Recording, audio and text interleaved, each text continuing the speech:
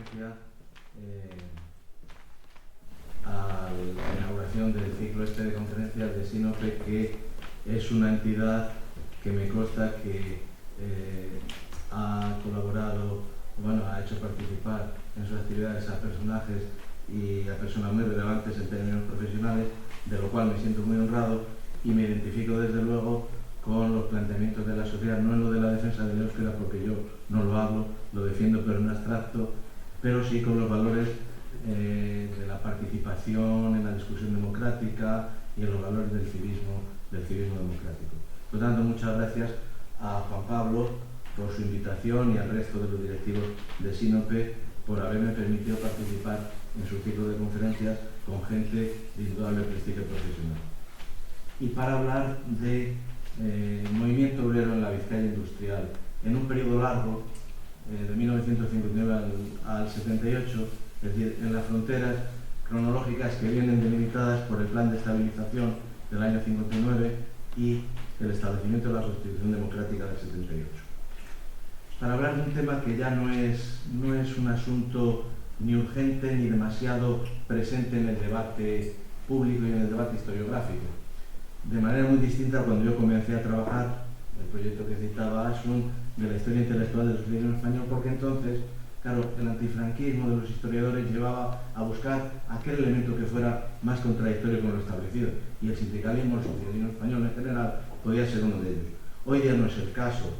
Hoy día, tanto en lo que se refiere a la sociedad industrial en Vizcaya como al movimiento obrero en Vizcaya, está científicamente construido. Ha habido tal proliferación de estudios que Juan Pablo Susi llegó a decir, creo que en el homenaje a Coldo Michelena, pero no recuerdo, que había que tener cuidado, no se fuera a hacer un libro con la historia de cada obrero español en el siglo XX. Es decir, la cantidad de estudios pues, ha cerrado en ese sentido historiográficamente el asunto. Por otra parte, claro, el movimiento obrero, por una parte con el golpe de la destrucción de la Unión Soviética, con el golpe del establecimiento del capitalismo sin regulación en China y con las tendencias que son ya relativamente antiguas, desde los años 70 de deslocalización, establecimiento de una economía global con predominio financiero. Ahí el movimiento obrero, si es que quedase algo, o los sindicatos que sí quedan, pues tiene muchas dificultades para ormar de manera conjunta los intereses de una clase que, o bien en muchos casos, en los peores, está económicamente sumergida, el sector de la clase obrera, que hoy en condiciones muy precarias y sumergidas, y en otros casos están tan sumamente fracturados sus intereses que resulta difícil articularlo en la coherencia de lo que entendemos como movimiento obrero. Por lo tanto, por una parte, el objeto del estudio está constituido, es decir, la sociedad industrial se conoce en Vizcaya y el movimiento de Vizcaya también se conoce, se han utilizado todas las fuentes posibles para ello. Por una parte, por lo tanto, está construido y por otra es algo que se encuentra en un impasse.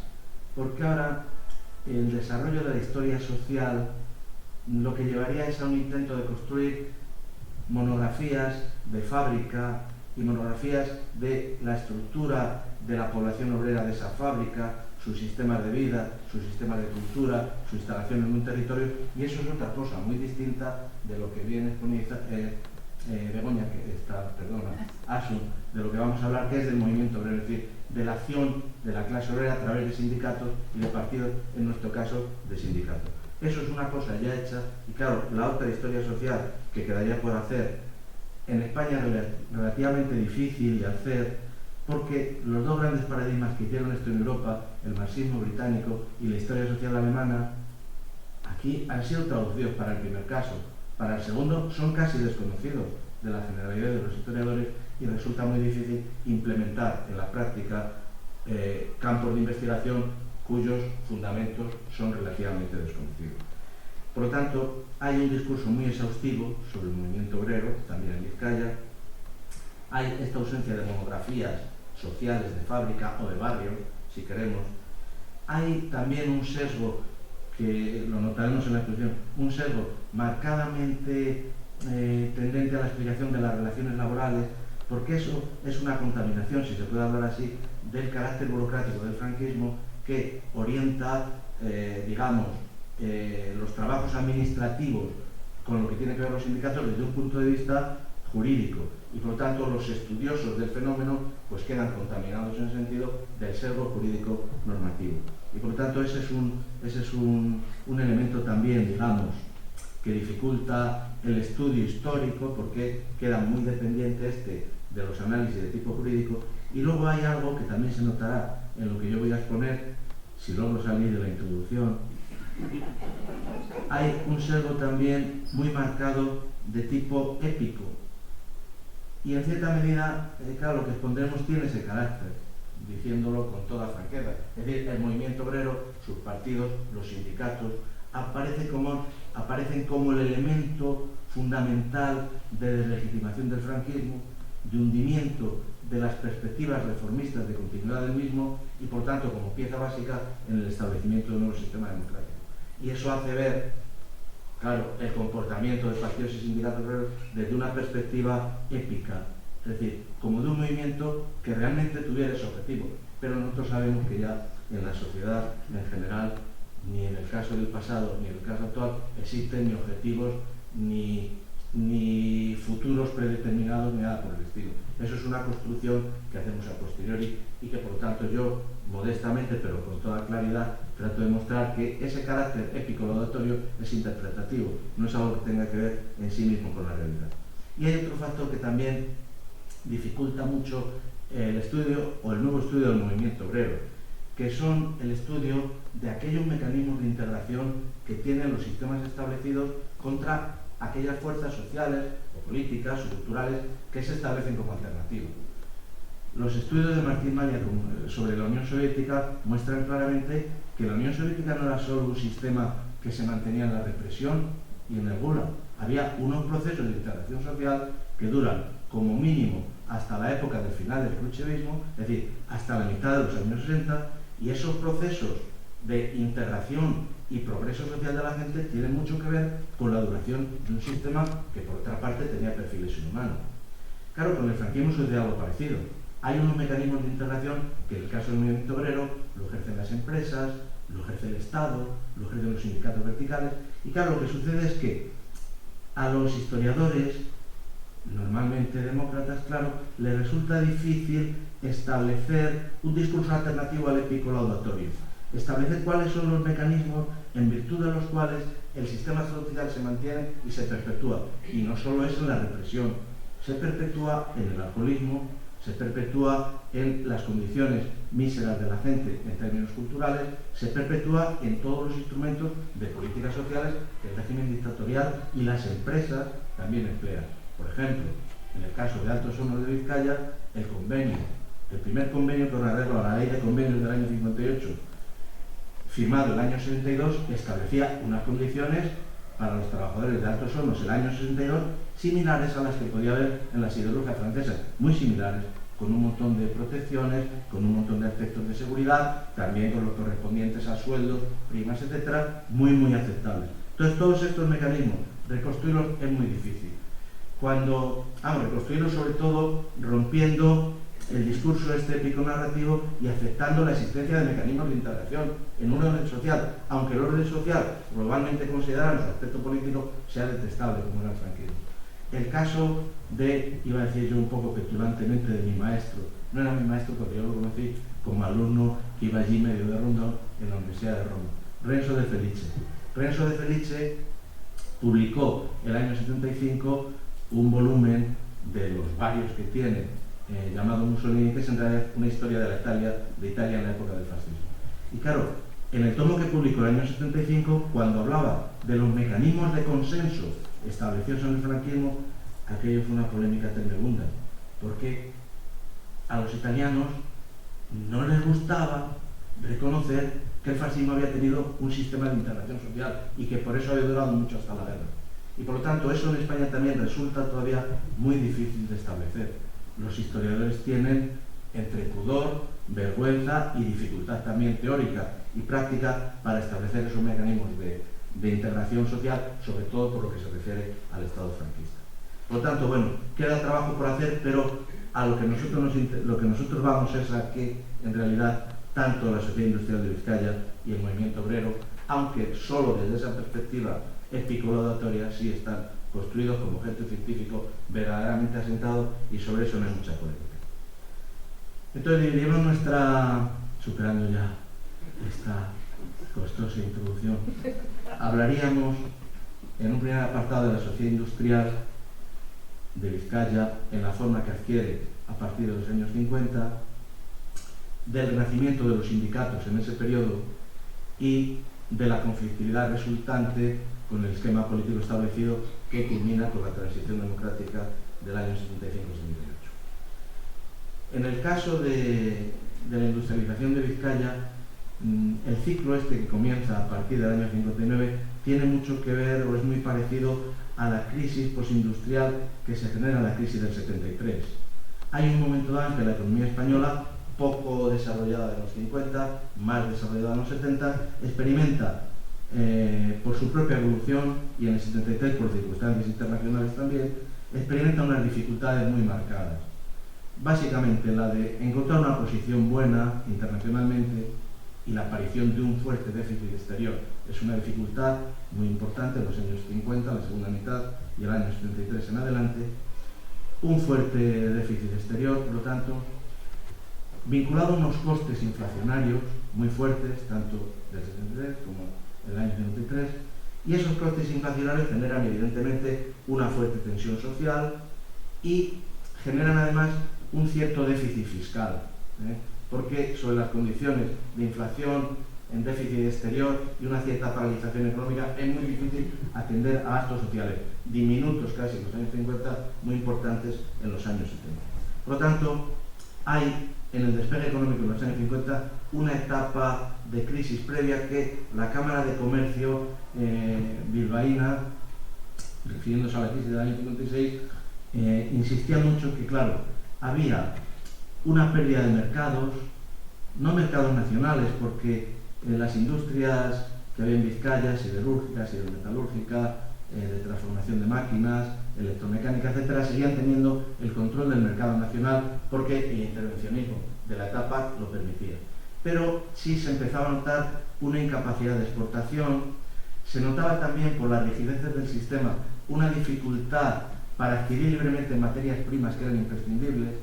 Había también un déficit fiscal, que entonces no se empleaba ese término, pero había un déficit fiscal para Vizcaya, que según la Cámara de Comercio era que se recaudaban aquí unos 3.000 millones de impuestos y solo se invertían unos 300. Entonces a la Cámara le parecía efectivamente un desequilibrio importante, y había también en Vizcaya un atraso en las infraestructuras como el puerto de Bilbao, como carreteras y tal, que comenzaban a lastrar el desarrollo. Y por lo tanto había ahí unas dificultades que había que corregir, así como una insuficiencia energética que se superó solo en el año 68 con la constitución de Petronor, a partir de la colaboración de las cajas locales y de la Gulf Oil y de la Rio Gulf Oil, etcétera, que se construyó Petronor. Pero hasta entonces había un déficit muy importante en lo referente a la energía. Y por lo tanto, esta crisis en Vizcaya, que nacionalmente tenía otros perfiles, pues es la que determinó un cambio de gobierno en el año 57, porque la crisis era muy visible en el 56, un cambio de gobierno que Maragall considera que es en realidad el cambio de gobierno central en la etapa del franquismo, porque los falangistas y los sectores representativos de la oligarquía agraria dominante más conservadora fueron apartados y se integraron en el gobierno elementos provenientes del mundo técnico, de las clases medias técnicas, y elementos vinculados al Opus Dei, en algún caso no mayoritariamente todavía, y por lo tanto agentes vinculadas a un sector dispuesto a una transformación modernizadora del capitalismo español, aprovechando la crisis para salir de la misma con una reconversión muy importante de la política. Y esa reconversión tuvo dos ejes de acción fundamentales: el Plan Nacional de Estabilización Económica del año 59 y previamente la Ley de Convenios Colectivos del año 58. La Ley de Convenios Colectivos pretendía fundamentalmente movilizar los ingentes recursos de mano de obra agraria que estaban subempleados en el país. Y se trataba de romper muy paulatinamente, muy prudentemente, el marco normativo del sindicato vertical para permitir que dentro de él, sin romperlo, unos representantes como enlaces o como jurados de empresas si la empresa tenía más de 1000 trabajadores, pudieran actuar libremente, digamos, bajo la supervisión de la policía, la administración, el sindicato vertical, y en ese contexto que pudieran actuar libremente frente a las organizaciones de técnicos y sobre todo empresariales ubicadas dentro del propio sindicato vertical para establecer unos convenios o acuerdos de trabajo que permitieran establecer un marco en virtud del cual aquellas empresas más capaces pudieran ofrecer mejores oportunidades y eso permitiera mover la mano de obra enorme de millones de trabajadores que subvivían en el campo. Por lo tanto, la ley de convenios tocaba un aspecto fundamental en el sistema económico, que es el de la población, agrupándola en aquellos sectores donde fuera requerida para ello y en condiciones que considerase esa población más interesantes que las que tenía. Y luego el plan de estabilización económica, que era eliminar los elementos de mayor rigidez en el sistema económico, lo que se refiere a importaciones y exportaciones, estableciendo la convertibilidad de la peseta y la normalización de la peseta, estableciendo, por lo tanto, unas pautas de cierta liberalización económica, estableciendo una política también que permitiera el acceso más libre, más fácil a la inversión extranjera, y con estas medidas básicamente que funcionaron muy bien, y funcionaron muy bien por una renta de situación española. España afortunadamente está pegada a Francia y a Portugal, que es un país entrañable, y a Francia, que es un país muy poderoso. Y por lo tanto, a partir de 1951 toda Europa había experimentado una onda de crecimiento sin precedentes. Y la proximidad, la renta de situación de España a esa zona de crecimiento que era el mercado común y sobre todo Francia, pues permitía que la decidida, aunque muy limitada, liberalización económica del plan de estabilización, pues pudiera situar a España en la misma onda de crecimiento en que estaba Europa, aunque un poquitín más tarde. El asunto fue tan exitoso que en realidad me parece fue en 1962 el régimen, con toda naturalidad, como aparentando que era un hecho normal y posible, pidió el ingreso en la Comunidad Económica Europea en 1962, lo cual era, todo el mundo sabía que era imposible, pero había la esperanza de que el éxito de la economía podía llevar a los países europeos a decir, bueno, no vemos las condiciones políticas, pero el país puede integrarse en los mecanismos económicos. Por lo tanto, ese nuevo curso de la industrialización a partir del Plan Nacional de Estabilización Económica pues fue muy exitoso, igual que la ley de convenios, desde el punto de vista de movilizar la mano de obra. Por otra parte, el régimen, aunque el propio general Franco era muy reticente al asunto porque entendía que de ahí podían derivarse tensiones y problemas políticos que vaya usted a saber en qué podían acabar. De tal manera que cuando ya el plan de estabilización económica estaba hecho, impulsado y aprobado por el ESIM-BAN, el Fondo Monetario Internacional, la OEC de Cooperación Económica, cuando ya estaba hecho, no se atrevían a presentar los que lo habían hecho el plan a Franco, que sabía que era reticente. Y Ullastres cuenta, creo que fue Ullastres que cuenta que le dijeron, vete tú y explícaselo. Y Franco finalmente cuenta y dice, bueno, dejadme en paz y haced lo que os parezca. Haced lo que os parezca, esto no me interesa mucho, pero haced lo que os parezca. Por lo tanto, había una reticencia porque el plan tenía unos elementos de liberalización económica que claramente podían dar lugar a tensiones también, a conflictos y ajustes, como así fue que afectarían a la propia vida del régimen. Ahora, este tenía unos mecanismos muy fuertes de control. En ese gobierno de técnicos estaban una serie de militares que eran técnicos porque pertenecían a cuerpos técnicos del ejército, ingenieros de armamento y construcción, jurídicos militares, etcétera, pero eran militares. Aparte de esos técnicos como Navarro Rubio, como Planel, como el general Jorge Vigón, todos esos técnicos eran también militares. En el gobierno seguían estando los 3 ministros de las Fuerzas Armadas y el propio Carrero Blanco como secretario del gobierno. Por tanto, en el gobierno había todavía muchas garantías y los falangistas seguían ocupando parcelas muy importantes de poder en la organización vertical y en el Ministerio de Trabajo.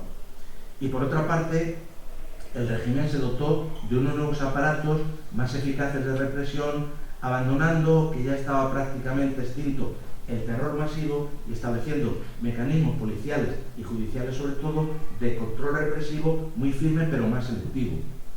Los juzgados especiales, de los años 50, la legislación de los años 60 sobre orden público, fundamentalmente estableciendo con la Ley de Orden Público del 59 y el decreto de 1960 sobre represión de bandas y terrorismo, estableciendo un marcado control policial de la sociedad. O sea, que no desaparecían los mecanismos de control, se civilizaban en el sentido que los militares perdían el uso de la represión a través de los organismos judiciales y ejercían la represión elementos procedentes del mundo civil en una civilización en ese sentido creciente que culmina en el 63 con la constitución del Tribunal de Orden Público. Pero hasta el 63 y en adelante el orden público sigue teniendo unos caracteres absolutamente omnicomprensión y cualquier tipo de actividad social pues quedaba dentro de la aplicación de esa legislación penal. Y eso no estaba para ella más en determinados momentos, y en el País Vasco he sido varias veces, en determinados momentos se establecían estados de excepción que era la supresión de los pocos derechos civiles existentes. Bueno, en cualquier caso, como consecuencia de la política instrumentada a partir de la ley de convenios y del plan de estabilización, el país se industrializó muchísimo. Vizcaya, evidentemente, se industrializó también. Tenemos aquí simplemente unos datos referentes a el nivel de millones de pesetas invertidos en sociedades en Vizcaya del año 57 al año 67, donde los picos que hay en baja, el año 60 y 61, tienen que ver con las medidas anticíclicas antiinflación y de control de inversiones, de enfriamiento de la economía establecidos en el propio plan de estabilización, y también en el 66-67 en que hubo una crisis de la esterlina que afectó a los países europeos, y también un recalentamiento de la economía que produjo el mismo efecto de reducción de las inversiones y aumento de las tasas de interés para controlar la inflación, que da lugar a esa reducción también de la Constitución de Sociedades el año 66-67. Pero vamos, que en cualquier caso lo que quiero decir es que el programa funcionó bien.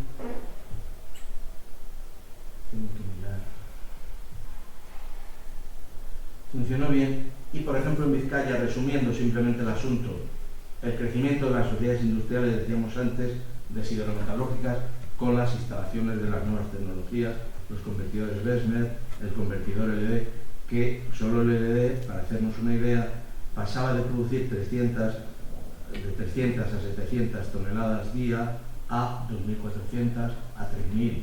Es decir, el crecimiento de la producción es absolutamente brutal como consecuencia de las inversiones en tecnología. De tal manera que también se puede apreciar cómo hay una reducción de trabajadores empleados en las grandes industrias que se renuevan mucho, porque la industria española y la de Vizcaya reposa, entre otras cosas, en la baratura de la mano de obra, coincidente con el comienzo de la industrialización en serio, y también porque estas inversiones en tecnología eran muy fuertes y el sistema económico se orientaba al aumento constante de la tecnología, con la consiguiente reducción o con el consiguiente ahorro en mano de obra. Pero bueno, en cualquier caso, en todos estos sectores, hidrometalúrgico, en el sector naviero, para lo que se hizo una ley de protección de la navegación y renovación de flotas mercantes en el 56, que no tuvo tanto éxito, y conviene decirlo, porque no hubo grandes construcciones militares, lo cual hubiera sido muy útil para la construcción naval, pero los aportes de la ayuda norteamericana hicieron que el gasto público naval fuera reducido, y entonces la ley esta de renovación de la flota tuvo una aplicación sobre todo civil. Incluso las empresas vizcaínas no tuvieron capacidad para construir todo el volumen ofertado por el Estado, que llegaba a unos 100.000 toneladas de registro autónomo. Por lo tanto, en el sector este de las manufacturas, de la hidrometalurgia, de la construcción naval, en el sector químico, con una gran concentración de trabajadores, en torno a unas 12.000 personas, que hacían del sector químico, daban al sector químico en Vizcaya el aporte de 1/3 de toda la producción química nacional, que era mucho para un país que en los años 60 se situaba ya en torno al 10º puesto industrial mundial. El sector de construcción de máquinas y herramientas, muy fragmentado, que eso hizo que hubiera mucha mucha compra de material extranjero y que la producción local no tuviera la capacidad de controlar el mercado nacional. Bueno, pues en todos estos sectores pues hubo un desarrollo muy importante, el país y por supuesto Vizcaya se industrializó. En este pequeño cuadro tenemos del año 55 al 75 la reducción considerable del sector primario, que pasa de 15,2 a 6,2% de población activa, la industria que pasa de un 43,6% a un 43,2%, y el sector servicios, que crece sin embargo mucho con respecto al sector industrial, cuyas cifras solo serían compensadas en su caída frente al sector de servicios por la importancia del sector de la construcción, que ocupa casi el 10% de la población activa. Pero vamos, en cualquier caso, en Vizcaya hay la tendencia clara por el empleo de la mano de obra a un país superindustrial, en el sentido que la industria, al final del ciclo, en el año 75, comienza a ser el sector ya secundario en términos estrictos, puesto que el sector verdaderamente importante es el sector de los servicios, con un 41,1% de la población. Por lo tanto, el país y Vizcaya se industrializan evidentemente mucho, y eso da lugar a un volumen de población de llegada muy importante para mantener todo ese ingente aparato industrial. Y con este cuadro de eliminación en Vizcaya, por años de llegada, desde 56 al 65 y finalmente en el 86, se ve claramente cuál es el pico del 66 al 75 y la tendencia a la caída del 76, pero desde luego la inmigración en Vizcaya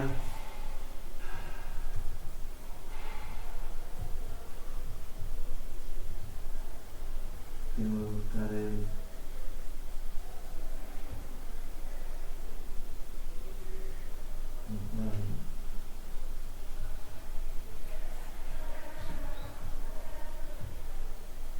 la inmigración en Vizcaya tiene un impacto fortísimo, de tal manera que la población del 50 al 75 pasa de 596.000 a 1.151.000 personas, pero es en virtud de la gran ola de inmigración que se produce en esos años, puesto que la población estimada sin inmigración hubiera sido de 780.000. La diferencia entre 1.100.000 y 780.000 es el resultado evidente de la inmigración. Y eso genera un problema que es muy importante, que es el problema de la vivienda, y que ya yo, que no soy vizcaíno, no percibo ya.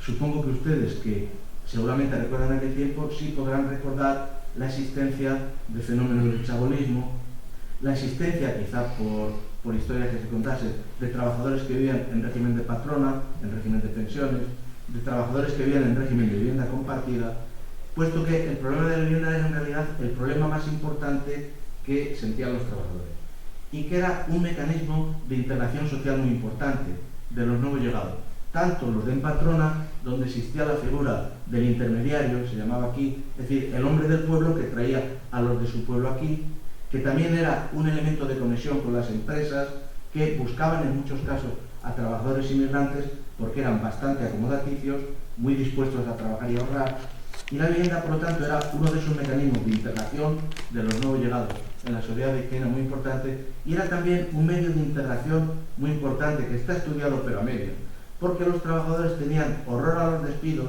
y horror al paro, que era afortunadamente entonces casi inexistente, porque las empresas que estaban obligadas a construir, las empresas de más de 500 trabajadores, que estaban obligadas a construir viviendas para sus trabajadores, claro, cuando los despedían o estos perdían su empleo, perdían también la posibilidad de vivir en la vivienda alquilada de la empresa, o a veces incluso, cuando se trataba de despidos por sanción, la vivienda como tal. Por lo tanto, la vivienda era un aspecto fundamental de la renta vital de los trabajadores, y era también un elemento muy fundamental del ahorro en general y del ahorro de las familias, puesto que el establecimiento de una vivienda propia, la adquisición de la vivienda, se convertía en un factor fundamental de estabilidad para los nuevos recién llegados. Claro, la vivienda es un problema de perfiles muy importantes, y resumiendo mucho el asunto, lo que se puede decir es que tanto la legislación para construcción de viviendas como el establecimiento de viviendas de Vizcaya, como los planes de urgencia de la Diputación, como los planes de las empresas obligadas por ley a construir vivienda fueron siempre insuficientes. El tema de la vivienda fue un tema siempre muy importante y generó una estructura, por eso mismo también, por la rapidez del fenómeno de la inmigración y por la dificultad del fenómeno de crear viviendas para todos, dificultó el establecimiento de unas jerarquías sociales entre barrios muy importantes que todavía permanecen en los chistes y en las anécdotas que yo, llegado reciente a Bilbao, he sentido. Lo de yo soy del centro-centro o no soy del centro-centro solo se refiere a que en la ría y en el eje de Nervión y Baizábal, la margen izquierda, por un lado, llena de trabajadores de las industrias, la margen derecha, con un aspecto más residencial, aunque hay matices, el desierto de Erandio o Basauri, etcétera, que no diferencia tanto las márgenes de la ría, pero bueno, las márgenes de la ría como elemento diferenciador, y luego Bilbao, una zona mucho más heterogénea socialmente y por régimen de actividades y más de tipo residencial, como en el caso de La Serena. Por lo tanto, lo de la vivienda es una cuestión central. A partir de ella sería muy importante poder reconstruir todos los temas de la cultura y de la subcultura, es decir, de las formas de vida de los trabajadores en cada uno de los barrios, y eso todavía en gran medida está por hacer. Los historiadores, por ejemplo, pues Antonio Pérez pues da los datos sobre dónde se establece la gente, cuántos números, etcétera, pero faltaría la reconstrucción de lo que significa las redes sociales, la forma de vida, la cultura establecida en cada uno de los barrios, que tienen una jerarquía entre sí, pero también una jerarquía muy interesante dentro de cada uno de los barrios. Y junto a ello había que tratar los aspectos de sociabilidad, que son muy importantes. La cuadrilla, la famosa cuadrilla, el más obvio, el más inicial, es un aspecto fundamental de socialización de la vida en general en Vizcaya, de los recién llegados, por supuesto. Los centros regionales, concebidos en régimen de integración de los recién llegados en la cultura del lugar, hechos bien, con una forma de participación integrativa muy interesante, extendido sobre todo en la margen izquierda, donde había 15 en Baracaldo, sobre todo 12, que eran una red de colocaciones, una red de confianza, eran una red incluso de trabajos secundarios y eran una red fundamental sin la cual no se pueden entender ni los conflictos de bandas del año 67, ni los conflictos del proceso de Burgos, ni los conflictos de las grandes huelgas del año 74, la huelga general, por ejemplo, de diciembre del año 74. Estas redes internas en los barrios son fundamentales para conocer qué pasó y cómo se movilizaba la gente. Otro elemento fundamental de integración, de sociabilidad de los trabajadores son las asociaciones vecinales, surgidas a partir de los años 60, porque no hay régimen autoritario que esté indefinidamente interesado en controlar todos los aspectos de la vida social.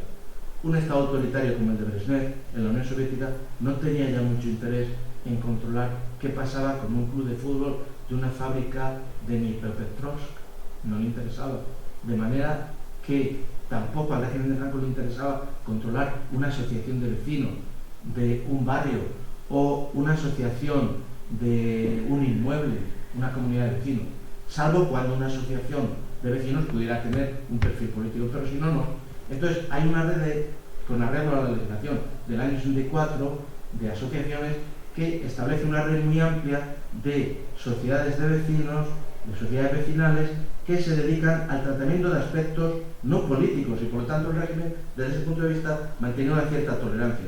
Construcción de una biblioteca en un lugar, de una cancha o de un frontón, de una sociedad deportiva, de una sociedad gastronómica, y por lo tanto en ese desarrollo asociativo entraba lo mismo el Club Marítimo de Labra o el Club Náutico de Bilbao, una sociedad de vecinos para construir una modesta biblioteca en un barrio.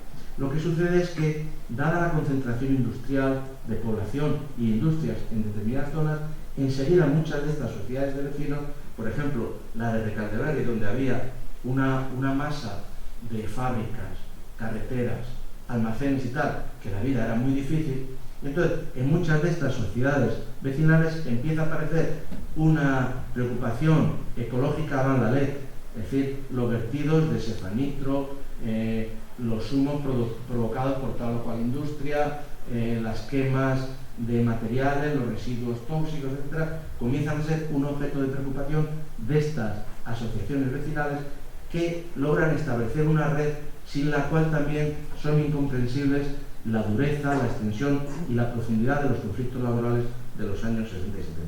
Y luego están las asociaciones católicas, la Juventud Obrera Católica y la OA, que son la expresión muy temprana del abandono del nacionalcatolicismo, incluso por hombres que lo habían protagonizado, como el cardenal Praedenier, que desde los años 40, vista la evolución de los países europeos tras la Guerra Mundial, consideraban que el catolicismo debía buscar un encaje no como el de la época inicial de la Guerra Civil, sino un encaje como el de Italia, es decir, que las asociaciones católicas se insertaran de buena voluntad en la sociedad establecida, pero bajo criterios de exigencia de justicia social, de principios de igualdad, como los que existían en los países europeos, en Bélgica o en Italia fundamentalmente, y por lo tanto estas nuevas organizaciones católicas pasan a un proceso de recristianización de la sociedad muy diferente del de nacionalcatolicismo. Ahora de lo que se trata es de implantar la justicia social, de criticar aquellos perfiles injustos que se aprecien en el régimen, etc. Y por lo tanto, las organizaciones católicas se convierten en una red social muy importante, porque además cuenta con una cierta protección policial y jurídica por parte del Estado que permite su actuación.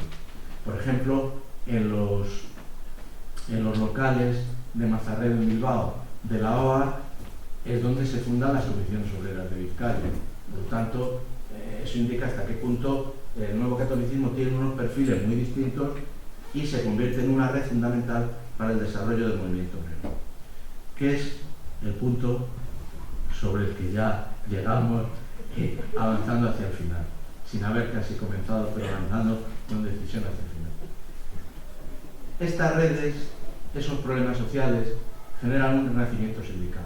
El renacimiento sindical, que es una expresión que me sugirió Juan Pablo al poner el título, el renacimiento sindical hay que tomarlo como una expresión casi exacta, es un auténtico renacimiento, porque sobre la guerra civil se ha escrito lo que no está escrito, se ha hablado lo que no está hablado, es imposible ya hablar más, es imposible, no hay posibilidad, está todo agotado, salvo la posibilidad que ofrezca el ingenio a un historiador que descubra cosas muy importantes, como Saiman, un amigo mío judío de Nueva York, que estaba interesado en el estudio del movimiento obrero de los trabajadores que se oponían al trabajo. Sí, pero él hizo unos estudios que son muy interesantes y encabezó un paradigma. Y en Francia hay historiadores que también estudiaron los aspectos de hostilidad por vagancia que mostraron los trabajadores franceses en la etapa del Frente Popular. Pues el Frente Popular aparece como lo contrario, la gran movilización, las conquistas de Ereno. Otros historiadores estudiaron los aspectos de vagancia en el movimiento obrero dentro del Frente Popular. Y en el caso de España sería interesante ver que la guerra civil es en realidad algo que comienza con un golpe de Estado militar que frena las milicias de los sindicatos obreros cuando reciben armas de los arsenales del ejército convencional, salvo un poco en Cataluña y en el País Vasco, donde las autoridades, asumen la quiebra del poder republicano. Entonces aquí las autoridades civiles asumen esa quiebra y en Cataluña sucede lo mismo, pero en Cataluña incluso quien ocupa el poder son milicias obreras, milicias de los sindicatos armadas. Y por lo tanto la guerra civil, al menos durante muchos de sus primeros meses, es una guerra del ejército y sus sectores de apoyo contra los sindicatos. Y por lo tanto, el elemento central de la represión posbélica en la España franquista son los sindicatos, que habían sido los enemigos militares propiamente en la primera fase definitoria del conflicto. Y por lo tanto el renacimiento es muy costoso, la represión es ingente. Solo cuando las Naciones Unidas, el manifiesto de Lausana de Don Juan en el año 44, la condena de las Naciones Unidas en el 46, aísla momentáneamente al régimen de Franco, se lanza en el País Vasco, en Vizcaya, una huelga de un segmento importante de 20.000 trabajadores que recibe el apoyo del gobierno vasco en el exilio y que, claro, es acometida posteriormente por una represión que deja el movimiento obrero exhausto hasta muy avanzados los años 50. Es decir, hay 10 años de inexistencia de movimiento obrero como resultado de la represión posbélica y sobre todo la de la huelga del año 47. Y esto renace muy lentamente a partir de la ley de convenios, de las situaciones que se crean desde el año 58, como ya hemos indicado. Y en ese renacimiento del movimiento obrero, que aparece con las organizaciones sindicales nuevas, más las antiguas, para insertarse en el régimen de convenios que permite una representación mínimamente libre de los trabajadores, independiente del sindicato vertical, en ese contexto aparecen nuevos agentes sindicales. Los viejos quedan tan exhaustos que durante mucho tiempo solo tienen energía para pedir, suponga la Virgen de Begoña, que se cayera el sindicalismo vertical. UGT y el ASTV, los sindicatos de la época anterior a la guerra civil, los que habían encabezado la huelga del 47, se mantienen fuera del régimen vertical al que siguen condenando y frente al que la hostilidad les lleva a no participar en las negociaciones de los convenios. Con lo cual, en realidad, experimentan un cierto retroceso frente a nuevos agentes mucho más dinámicos, dispuestos a aprovechar esas posibilidades. Fundamentalmente USO, que se constituye en el año 61, con las organizaciones obreras católicas, fundamentalmente, y el año 63 las comisiones obreras que surgen, como hemos indicado, en Mazarredo, en la sede de USO, y que mantienen una relación estrechísima hasta avanzados los años 70. Las cuales mantienen un tipo de sindicalismo nuevo, adaptado muy bien a un régimen autoritario. Como ha señalado todos los polacos que han hablado del asunto, también Mazowiecki, Jacek Kulon, el modelo era el del asambleísmo de USO y comisiones, el que ellos emplearon en el sindicato Solidaridad. Es decir, en un esquema policialmente durísimo y enormemente represivo, las asambleas de trabajadores, convocadas más o menos espontáneamente, donde los soplones y los informantes de la policía estaban presentes pero eran desbordados por el número, y donde las propias autoridades policiales y judiciales no podían intervenir porque se iba a intervenir contra toda la masa laboral, este asambleísmo de USO y comisiones se adaptaba perfectamente a lo que era una sociedad políticamente muy autoritaria. Y por lo tanto, comisiones y USO, que encabezan ese fenómeno asambleario, pues tienen durante un tiempo más eco que los viejos sindicatos de el ASTV y de UGT, obstinados en el rechazo del sindicato vertical y de sus instrumentos de negociación colectiva, etc. Estos dos sindicatos son más ágiles, USO y comisiones obreras, en el sentido por el asambleísmo, por la creación de unas plataformas de representación bastante estables que hacían a los sujetistas oponerse a ellas porque los de USO y comisiones pensaban que deberían ser prácticamente perpetuas. Que bueno, que estaba bien el asambleísmo, pero que debería haber en cierta medida una representación muy estable. Pero en cualquier caso, el ASTV y sobre todo UGT lo que hacen es una plataforma de rechazo del sindicalismo vertical y de todo reformismo sindical, la llamada Alianza Sindicalista de Euskadi, que junto con la CNT se mantiene más o menos tratando también de jugar como una articulación, digamos, burocrática de un movimiento del que no tiene tan absoluto control en las asambleas y que no acaba siendo muy eficaz porque había muchas discrepancias entre el ASTV y UGT y sobre todo la CNT, porque Solís, el hombre que domina los sindicatos verticales en el periodo central de los años 60, consideraba que no había que descartar la posibilidad de hacer un sindicalismo vertical moderno, incluyendo a la CNT, y para eso hubo conversaciones entre representantes de CNT y representantes del mundo sindical vertical. Y tampoco se rechazaba que pudiera haber un acomodo con comisiones, sobre todo tampoco lo rechazaba comisiones, hasta que a partir del año 65-66, en parte como consecuencia de conflictos colectivos aquí en el País Vasco, en Vizcaya en concreto, la policía adquirió el firme convencimiento de que comisiones era una plataforma del Partido Comunista y que las asambleas era una forma de ocultación de la estrategia y que toda aquella cosa asamblearia y de pacto con todo el mundo no era más que la materialización en el ámbito sindical de la estrategia del PC de ¿cómo se llama aquello? la conciliación nacional, la reconciliación nacional. La reconciliación nacional del año 57-59 tenía, digamos, como perspectiva sindical esta estructura de tipo asambleario de los comunistas que la policía finalmente captó, y desde entonces las comisiones obreras fueron consideradas ilegales y procesadas en su ejecutiva en 1970 en el proceso Miluro. En la reactivación del movimiento sindical, avanzando muy brevemente, hay dos momentos esenciales. Hay un momento esencial que es el de la huelga de bandas, y hay otro momento esencial que es el de los conflictos de comienzo de los 70, la huelga del año 74. El conflicto de bandas es el resultado de que Baskonia compra una empresa de laminación de bandas y introduce nuevos sistemas de trabajo a comienzos de los 60, no recuerdo exactamente el momento, de los 60. Estos nuevos sistemas de trabajo, que es la introducción en una gran empresa de los mecanismos que se llaman de organización científica del trabajo, consistía en establecer unos cronómetros, unas pautas horarias, unos controles de calidad, es decir, unos sistemas de modernización de la producción que tenían un efecto deleterio para los trabajadores, entendido como masa homogénea. En primer lugar, los trabajadores de oficio, que todavía eran muy importantes en la industria, los trabajadores de oficio pues eran desposeídos de su cualidad de caldereros, fresadores, lo que fuera. Pasaban a ser trabajadores que eran medidos no por la calidad de su oficio, sino por el rendimiento económico del mismo. Por lo tanto, desaparecía el viejo trabajador de oficio y se creaba una nueva jerarquía que procedía de aquellos más voluntarios que obtenían mayores rendimientos y rompía la jerarquía que venía de mucho tiempo en la empresa.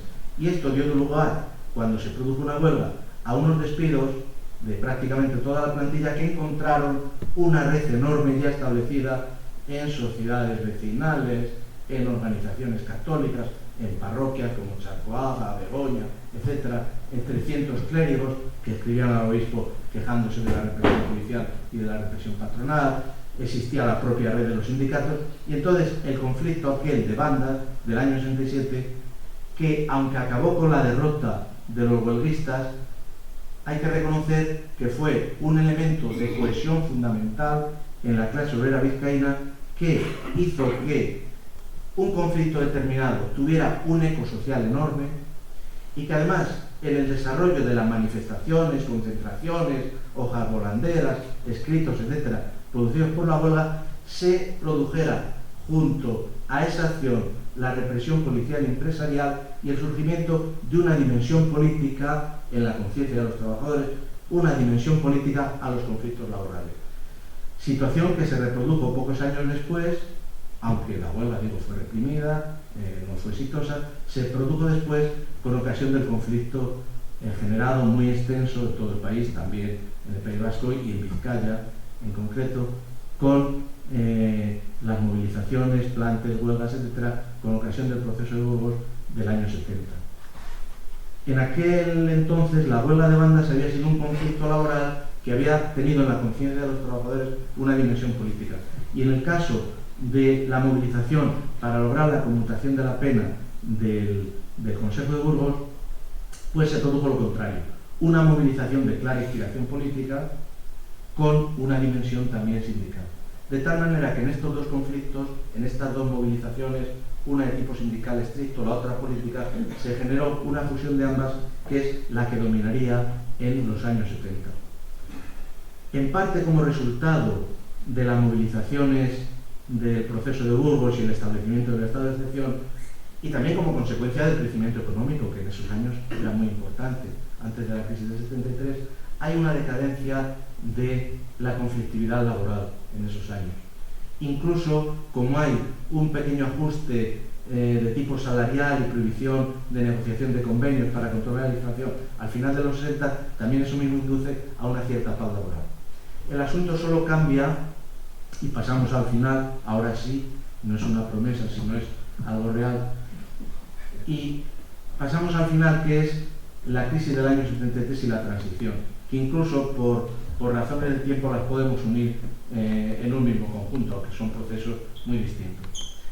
el atentado con resultado de muerte de Carrero Blanco el año 73 no es que indujera, como se ha dicho, una crisis del régimen como tal. El régimen siguió a lo suyo. No hubo cambios esenciales, no hubo ni un triste estado de excepción, no hubo nada. Hubo la continuidad del reformismo franquista en el gobierno constituido por Arias Navarro, el ministro del Interior, responsable de la falta de seguridad de Carrero. Por tanto, el franquismo siguió lo suyo, que era una sociedad autoritaria, regida con mano muy firme, gestionada por técnicos, pero sin libertades civiles ni políticas. Y eso continuaba igual.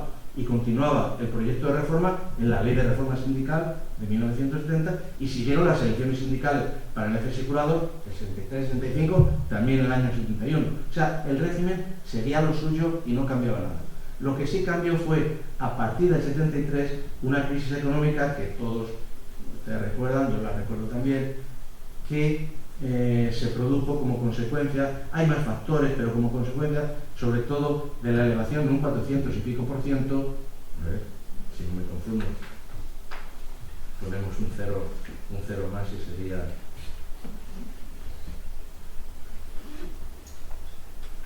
Sí, bueno, sí, efectivamente, un 475% se incrementaron los precios del petróleo en la decisión tomada el mismo día en una reunión en Viena, el mismo día que asesinaron a Carrero Blanco y el mismo día que se inició el proceso 1001 contra los responsables de la Comisión Obrera.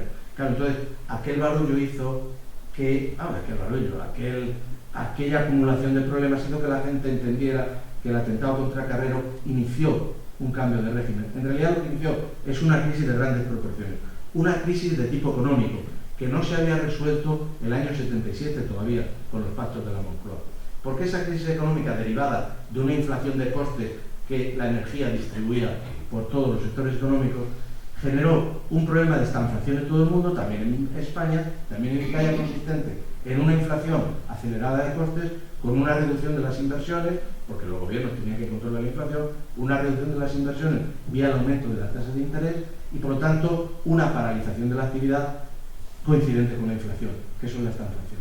La estanflación fue un ciclo muy duro que solo se empieza a corregir el año 77 en los pactos de la Moncloa, porque después del atentado de Carrero el régimen no es que entre en crisis, pero sí el régimen tiene que seguir en una situación de crisis económica muy visible una política anticíclica, es decir, una política de recortes muy pronunciados y de reducción del esquema de crecimiento económico. Y eso da lugar a una reactivación de los conflictos muy importantes en el año 74, que hasta entonces, después de la movilización contra el Consejo de Burgos, se habían reducido notablemente. Y entonces, desde el año 74 en adelante, hay una constante acumulación de huelgas, conflictos, paros, que pasan en muy pocos años, no recuerdo exactamente ahora, pero en muy pocos años, entre el 74 y el 77, prácticamente el número de horas perdidas por conflictos de todo tipo se va duplicando, es decir, va creciendo el 100% cada 2 años, hasta hacer en la época inicial de la transición de España el país con mayor número de horas perdidas de toda la OCDE, que es como decir, de todo el mundo capitalista. Por tanto, es una sociedad ya al final muy conflictiva, donde los conflictos ya tienen de manera natural un origen económico y una dimensión siempre política. Y por lo tanto, los sindicatos se convierten en el vector fundamental de la conflictividad y en el vector fundamental de la deslegitimación del régimen, que opera con las dos vías que puede, con la represión y con unas reformas que ya no tienen eco.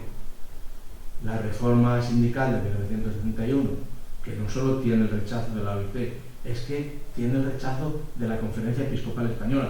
Casi dicho ahora, causa risa. Hasta los obispos se convertían en enemigos de la organización sindical vertical. Por lo tanto, evidentemente, en esta situación de conflictividad, el régimen solo tenía la continuidad de unas reformas que no tenían eco ninguno, ni apoyo ninguno entre los sindicatos, por supuesto, y que tampoco tenían eco social, y por tanto solo le quedaba el mecanismo de la represión. La eliminación de esa dificultad, de esa aporía, de esa contradicción, la resuelve la muerte de Franco, a partir de la cual se inicia un proceso de transición, que todos hemos vivido y recordamos bien, en el que hay un sector del régimen que controla aparatos de poder muy fuertes, las Fuerzas Armadas, la policía, la organización de tribunales, parte de la administración, aunque la administración es muy distinta ya, porque como resultado de las políticas estas de presencia de los técnicos y de los de la administración ya no es una administración de la dictadura. La administración no es la administración del orden público y de los tribunales. La administración es ya básicamente, después de un montón de años, la administración sanitaria, la administración educativa, la administración de construcción de carreteras, la administración en general del trabajo civil con el que identificamos nosotros hoy la administración. Y por lo tanto, esto es una cuestión fundamental que permite a un sector del régimen no identificado con una continuidad reformista que los conflictos laborales, sobre todo el 74-76, muestran que es tan difícil que es imposible. El otro sector que no está identificado con esa vía considera que es posible, teniendo en cuenta la gran movilización de oposición existente, que es posible escindirse de ese sector continuista y pactar con la oposición política y sindical un acomodo para un nuevo régimen, sustituyendo el anterior dentro del marco del único Estado, es decir, cambiando el régimen de administración franquista, manteniendo el sistema de Estado y realizando un acuerdo entre las fuerzas políticas interesadas en el cambio, procedentes del régimen y procedentes de la oposición. Eso es la transición. Y nada mejor que los discursos de Arzayus y el discurso de Carrillo en el pleno del Congreso de los Diputados del año 77, cuando se aprobó finalmente la amnistía. En esos dos discursos, si ustedes van a internet lo pueden encontrar, se muestra claramente la llegada de esas dos debilidades de la oposición para imponerse en la huelga del año 74 y en las grandes movilizaciones de la primavera del 76, la imposibilidad de imponer una solución de ruptura y la imposibilidad de los elementos franquistas reformados de continuar el régimen y renunciar a un acuerdo democrático. Esa imposibilidad de los dos sectores es la que fuerza el acuerdo que es la transición. Ahora bien, la transición, y ahora ya sí, este es el final, y la transición culmina en el establecimiento de un modelo sindical vía los pactos de la Moncloa, que no interesa ni hay tiempo analizar, pero un acuerdo para el establecimiento de un modelo sindical a partir de los pactos de la Moncloa y del ABI, el acuerdo interconfederal de 1979, los pactos del 77 y el acuerdo básico interconfederal del 79, en virtud de los cuales los sindicatos aceptan los resultados de la transición en el siguiente sentido. Los sindicatos, sus movilizaciones, fueron la fuerza que del 74 al 78 fue capaz de impedir la continuidad del franquismo, demostrar a los sectores interesados en el franquismo por un cambio de régimen que era posible hacerlo y que no había otra opción que hacerlo. Tanto los sindicatos fueron la fuerza verdadera que impuso eso, y los partidos políticos fueron la fuerza secundaria, pero necesaria para, en el marco del Estado, establecer el acuerdo del establecimiento de un nuevo sistema. Y por lo tanto los sindicatos, en el proceso ya de la transición propiamente dicha, 75, 78 y acuerdo confederal del 79, juegan como una fuerza políticamente subordinada. Esto era fácil, dadas las conexiones del PC con comisiones obreras, de la STV y el STV-Ascatu con el PNV, y de uso atraído en parte hacia OCDE y en parte hacia OPT. Por lo tanto, era posible hacer eso porque los propios partidos mayoritarios, nacionalistas vascos, socialistas, comunistas, tenían una relación fraternal con los sindicatos hermanos, que solo se empieza a romper en el 88 con la huelga aquella sobre las pensiones.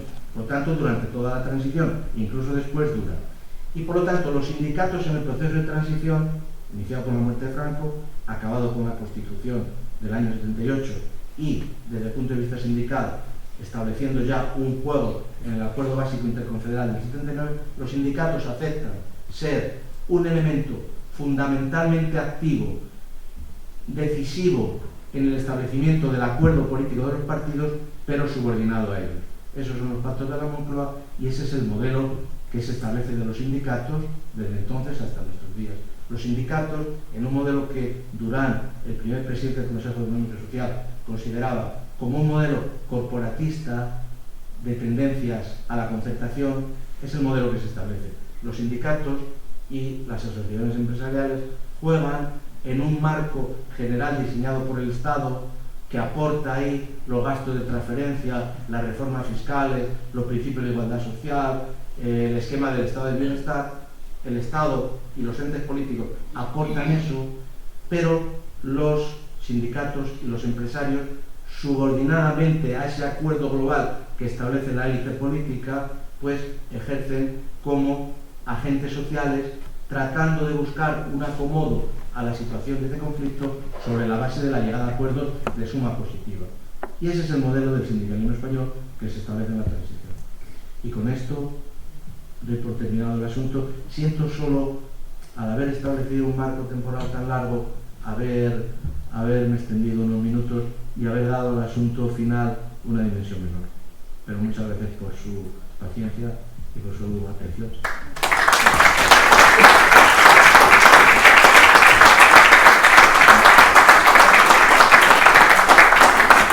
Muchas gracias, Tomás, por tu conferencia, y dobles gracias porque sé que has cambiado las fechas de las vacaciones para poder estar aquí hoy.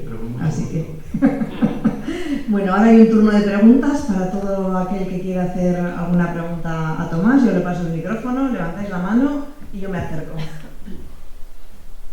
Lo has dejado muy claro, ¿eh?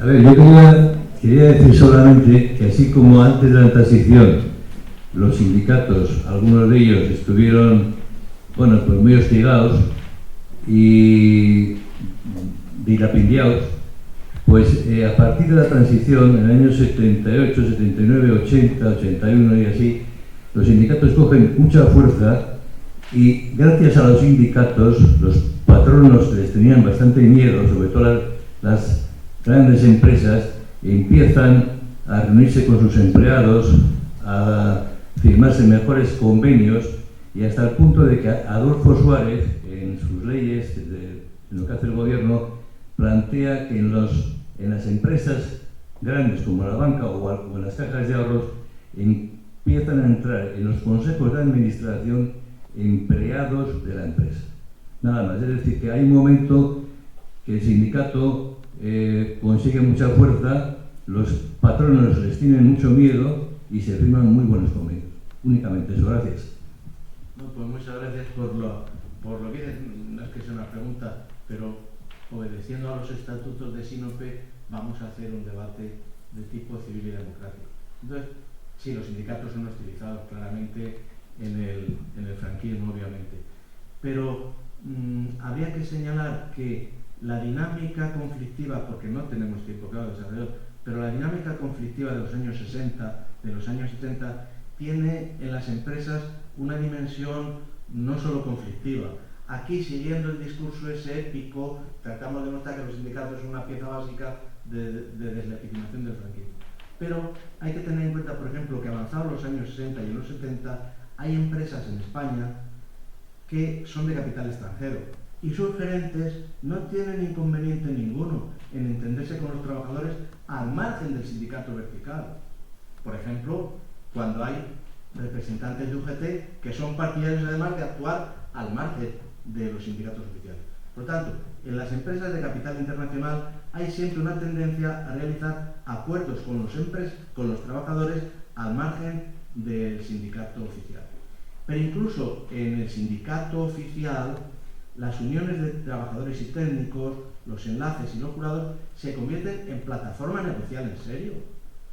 Cuando el ASTV y UGT rechazan los convenios, dejan el asunto en manos de comisiones, pero comisiones y uso sí negocian con la empresa.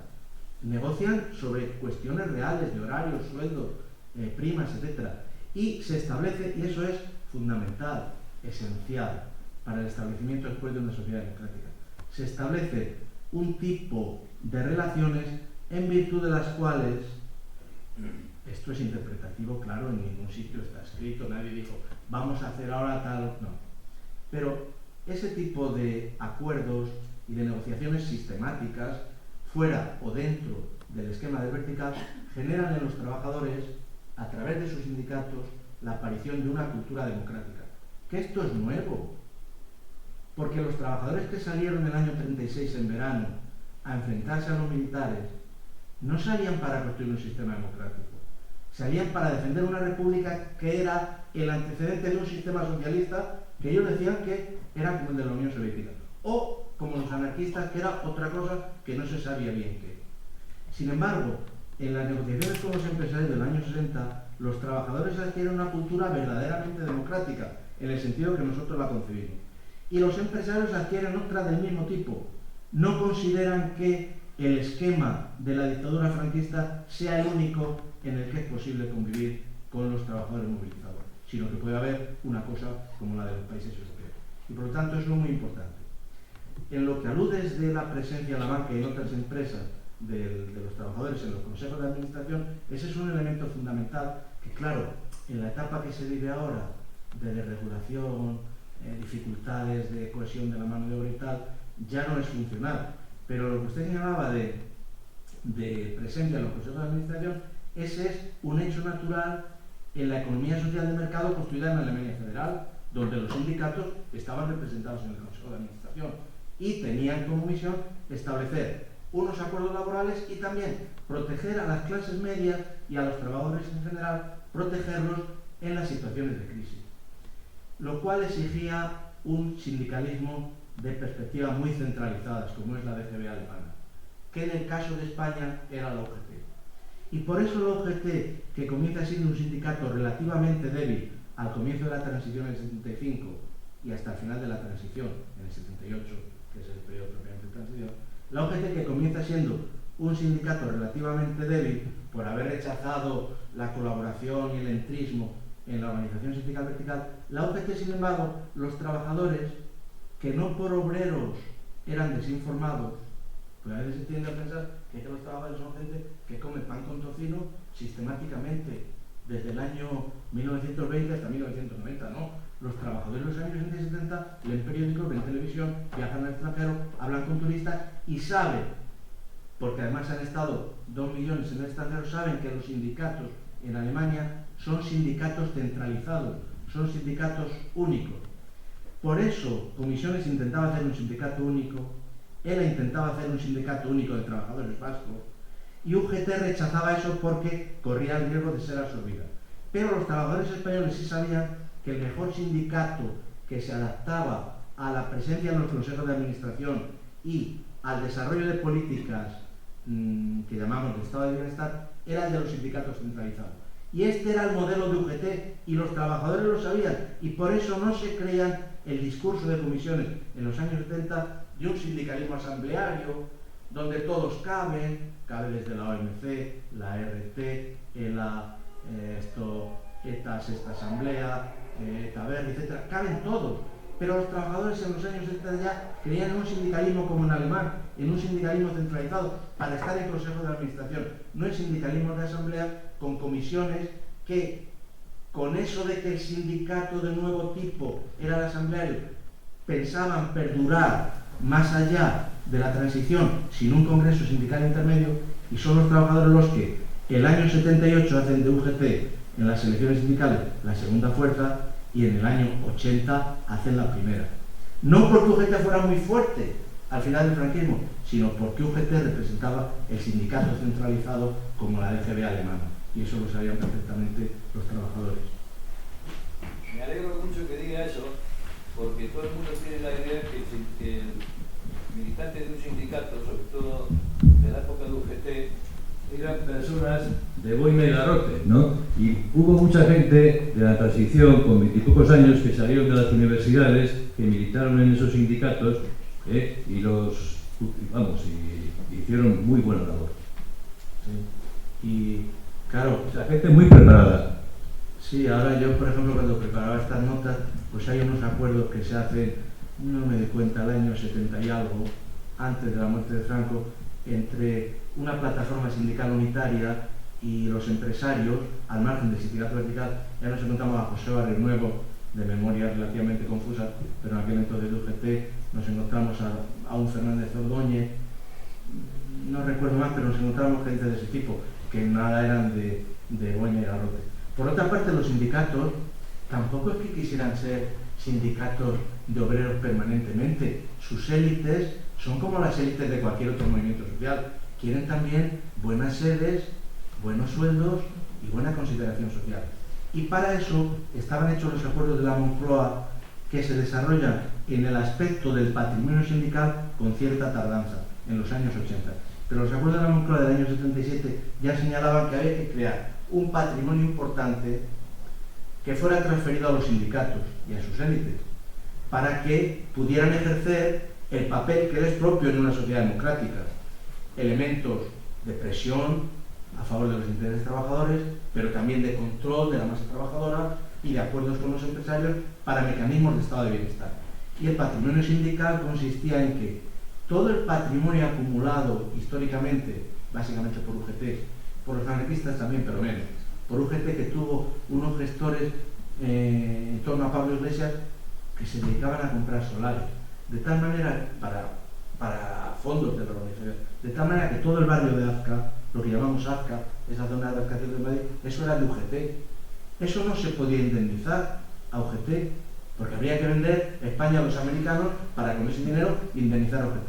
Y entonces, con el patrimonio que se podía devolver en unos casos, pero en otros casos no, se constituía la fortificación económica de los sindicatos. Eso era el patrimonio histórico. Se pasaban esas sedes de la organización vertical, que en muchos casos habían sido incautadas, en la mayoría de los casos, por el franquismo, pasaban otra vez a sus legítimos dueños, CNT y sobre todo UGT, y en comisiones se arbitraba mediante un acuerdo qué parte de ese patrimonio pasaba a comisiones, o a los otros sindicatos, CSU, CSU, que hemos hablado, o el ASTV en su caso. Y luego había el patrimonio acumulado, que era el acumulado en los bancos a partir de las cotizaciones laborales de millones y millones de trabajadores durante, no millones de años, pero sí durante 40 años, que se hicieron como de varios millones de largo. Y con ese patrimonio, digamos, acumulado, también se fortificaba la vida económica de los sindicatos. Y por tanto, los sindicatos se convierten en corporaciones muy importantes de derecho público que ejercen en nuestra sociedad un papel esencial. Esencial.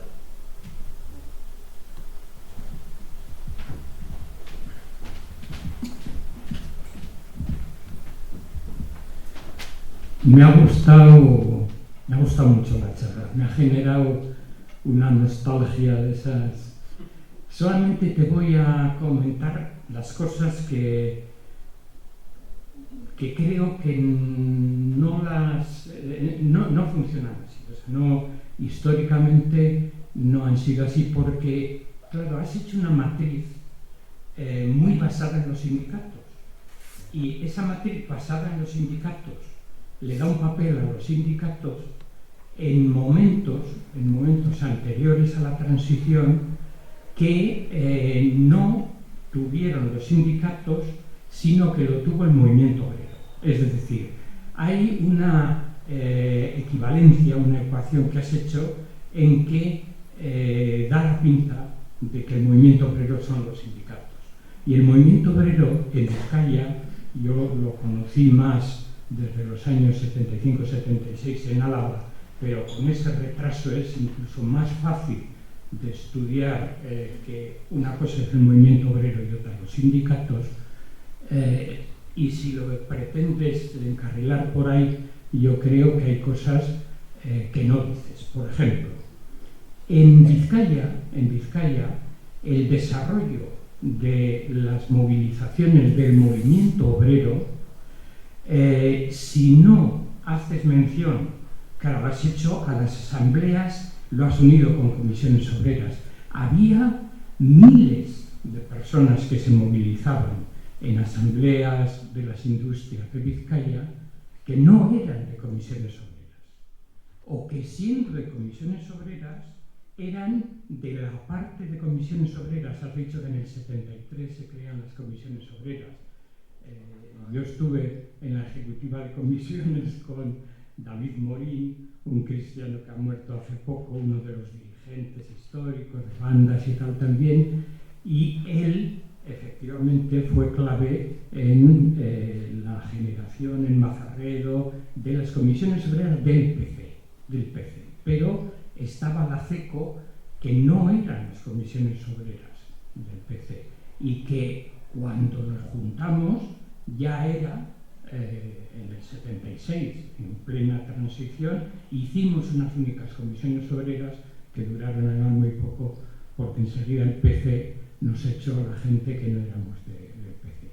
Pero lo más importante yo creo que eran la coordinadora de asambleas de fábrica. Por ejemplo, si en todas las pruebas no se toma en consideración el papel que tenía la autogestión de movilización que había en las fábricas, un papel potentísimo, y que los sindicatos no eran capaces de controlar, porque, claro, comisiones obreras todavía un poquito. El STV, hasta 1976, no es capaz de hacer el primer congreso reuniendo a la gente del exterior, los congresos de EUBA y de EIBAR. Mientras tanto, llegaron a ser hasta 6 fracciones.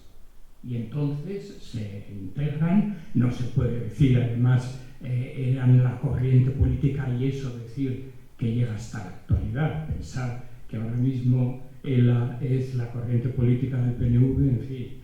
Pero eso es hace mucho, décadas que ya no lo son, o tampoco desapareció el PC o quedan unos restos y comisiones obreras sigue ahí, etc. Entonces, esa es la primera cosa que te quería comentar hacia atrás, es decir, que antes de la transición no se puede meter al movimiento obrero detrás del sindicalismo porque el sindicalismo no era capaz de abarcar lo que era la vitalidad del movimiento obrero en la época anterior a la transición. Estoy totalmente de acuerdo en el papel que le das al movimiento obrero como elemento fundamental de la lucha antifranquista. Ahí estoy, la clase obrera, para entendernos. Hoy ya no se sabe ni lo que es la clase obrera. Pero después, cuando dices cómo se reconstruye, claro, por ejemplo, lo de UGT, yo he estado bastantes años militando en UGT, ¿no? Y en UGT no había esa conciencia que dices de sindicato, sí habían los dirigentes, pero en la gente que le votaba a UGT, en las primeras elecciones, hombre, es pintarlo de rosa. No es verdad. La verdad es que a UGT le entran millones de pesetas, como al Partido Socialista, directamente desde Alemania, y cuando se hacen las elecciones sindicales, que ya desde el principio tienen el mismo tufo, por desgracia, que las elecciones políticas, UGT es el sindicato con más dinero. Luego lo será ELA porque se lo ha ganado y porque tiene mucha afiliación. UGT no. UGT hoy en día y comisiones obreras tienen más de la mitad de su presupuesto, y no hablo por hablar porque he estado en estos sindicatos, que les viene del Estado directamente. No tienen una base afiliativa suficiente ni por fuera. En Euskadi es distinto, con ELA, con LAB o con SK, que sí que tienen una afiliación que les mantiene. Entonces, en definitiva, mi preocupación es eso, es que como movimiento obrero ha quedado reducido demasiado al papel central que han podido jugar los sindicatos, y eso no es verdad nada más que cuando ya definitivamente desaparece el franquismo, etc. Ahora sí, ahora vivimos en un mundo convencional de los sindicatos como puede ser en Europa, pero en Euskadi es distinto, en Euskadi es distinto porque tenemos un grado de afiliación que no tiene ni siquiera la mayoría de Europa, excepto algunos países del norte, y no digamos Francia, etc. Bueno, solo quería decir eso, pero que me ha encantado. Muchas gracias. No, sí. En parte, claro, las soluciones que planteas tienen razón, porque el apresuramiento al final, pues efectivamente no se habla de las comisiones de fábrica, que eso es un elemento fundamental de la organización del movimiento obrero al final del franquismo. Ni tampoco hemos hecho un panorama casi de los sindicatos que existían, no aparece LAB, no aparece, hemos citado el STV un poco de rondón, es decir, el panorama es muy reducido por la falta de espacio. Ahora, lo del movimiento obrero es una cosa que yo he rehuido, aunque estaba en el título. Porque claro, el problema es que el movimiento obrero supone la existencia en la conciencia de la gente de la época, la existencia de una clase que es homogénea, que tiene unos objetivos sociales claros, que era, en definitiva, el establecimiento del socialismo, aunque no se prefigurase bien cómo, y claro, eso ya no existe. Entonces, claro, existe en el título movimiento obrero, pero el movimiento obrero ya no existe. Hay unos sindicatos que tienen unos dirigentes, que tienen unas fuentes de financiación, que ejercen un papel social y que es, como otro movimiento social cualquiera, objeto de estudio de los investigadores sociales. Pero ya no hay un movimiento obrero, afortunadamente, valga la provocación. Porque claro, que había que construir, como decía Joaquín Leguina, menos mal que no nos dejaron construir lo que queríamos hacer en los años 60. Claro, porque aquel proyecto históricamente no era realizable. Entonces, por eso, lo del movimiento obrero es en cierta medida una entelequia y queda lo que es sustantivo del movimiento obrero. Y yo creo que es así los sindicatos. Porque en el discurso tanto del sindicalismo inglés como del movimiento obrero español o del socialismo español y del socialismo inglés, hay un discurso y una realidad. El discurso es que existe una clase obrera que es patroneada por los sindicatos, que les enseñan un poco la lucha contra las maldades del capitalismo, pero hay un movimiento político, sea socialista o comunista, que se verdaderamente sabe y dirige. Y siempre ha sido al revés. Siempre ha sido que los sustantivos eran los trabajadores asociados a sindicatos que tenían el poder real y unas élites políticas que estaban en relación con ellos. En los países europeos se rompe mucho antes, en España se rompe muy tarde, en el 88, pero es que en realidad ahí había una dicotomía falsa. Es decir, el socialismo y los partidos comunistas socialistas eran una cosa y los sindicatos eran otra. Esa agrupación en un movimiento obrero que es dirigido políticamente a partir de unos sindicatos de boinas que no conocen verdaderamente los objetivos y que son dirigidos por la élite política, ya no se puede sostener. Por lo tanto, había que reír eso del movimiento obrero.